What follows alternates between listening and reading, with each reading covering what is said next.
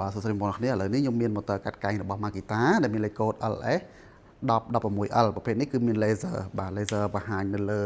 បាទដុំឈើដែលយើងត្រូវកាត់ណាតើតើជាមួយទំហំផ្លែកគឺ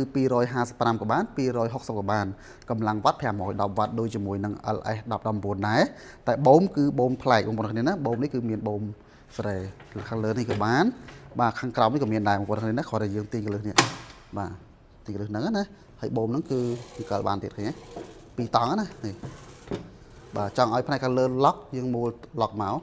បាទកលខាងក្រោមចង់ឲ្យខាងក្រោមឡុកយើងទាញមកបាទអញ្ចឹងឡុកទាំងអស់ហ្មងពេលនេះឡុកទាំងអស់តែម្ដងណាហើយតើតងជាមួយនឹងសារ៉េមុំតាបនៅខាងមុខនេះបងប្អូនគ្នា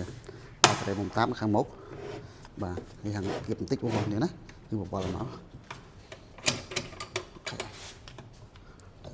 យ៉ាងទាញបន្តិចបាទប្រភេទនេះឃើញទេបាទអញ្ចឹងសារ៉េបានមុំ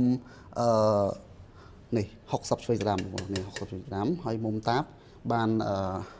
45បាទបាន45នេះ45ឆ្វេងស្ដាំដូចគ្នានេះចំកណ្ដាលណាបាទយើងស្រេចបាន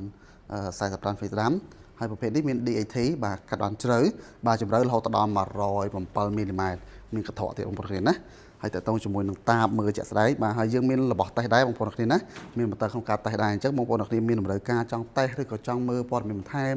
ឬក៏ចង់ដឹងអ្វីពីផលិតផល Makita អាចឆាត់សួរបានបាទសូមអរគុណ